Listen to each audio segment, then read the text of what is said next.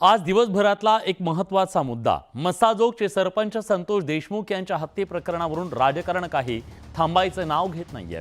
या प्रकरणात मंत्री धनंजय मुंडे यांचे निकटवर्तीय वाल्मिक कराड यांच्या विरोधात सध्या आवाज उठवला जातोय। विरोधकांच्या ते निशाण्यावर आलेले आहेत। वाल्मिक कराड या प्रकरणाचे मास्टरमाइंड असल्याचा आरोप विरोधकांकडून सातत्याने केला जातोय।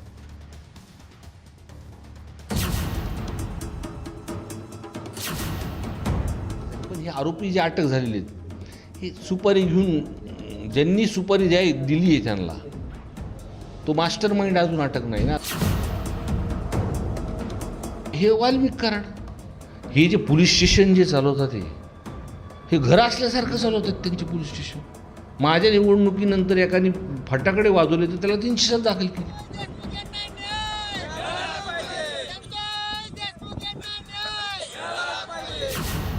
संतोष देशमुख प्रकरणात वाल्मिक कराडचं नाव सातत्यानं चर्चेत आहे। विरोधकांसह सत्ताधारी आमदारांनी वाल्मिक कराड यांच्यावर संशय व्यक्त केला। खरं तर पोलिसांनी वाल्मिक कराडवरती केवळ खंडणी प्रकरणात गुन्हा दाखल केला, पण विरोधकांनी खून प्रकरणात वाल्मिक कराडकडे अंगुली निर्देश केला।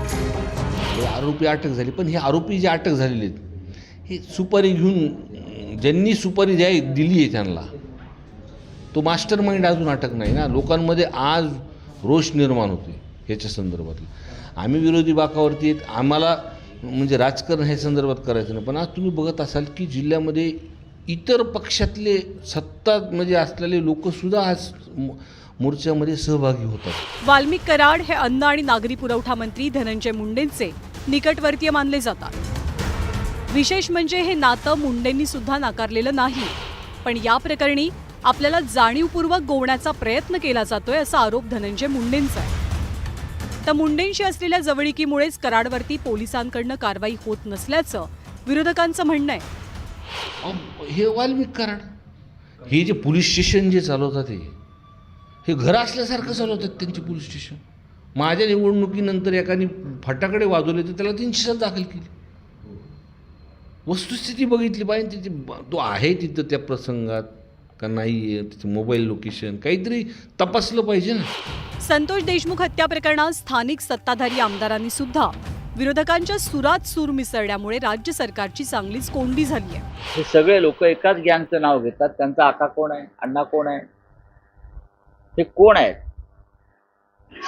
धनंजय मुंडे यांनी या गुन्हेगारांचा जो सरदार आहे त्याला स्वतःहून पोलीस स्टेशनला हजर केलं पाहिजे। 18 दिवस उलटून गेलेले आहे। याचा जो मेन आका आहे तो अजून सापडलेला नाही। इतर 3 आरोपी सापडले नाहीत, म्हणून जनतेमध्ये क्षोभ निर्माण व्हायला लागला, लोक रागवायला लागले आणि आता तातडीनं हे पाऊल उचललं गेलं पाहिजे।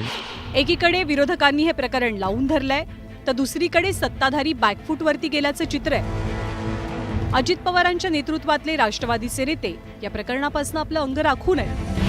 कुणी पुढे येऊन बोलण्यास फारसं तयार नसल्याचे चित्र आहे। पण आता अमोल मिटकरी धनंजय मुंडेंच्या मदतीला धावल्याचं पाहायला मिळतंय।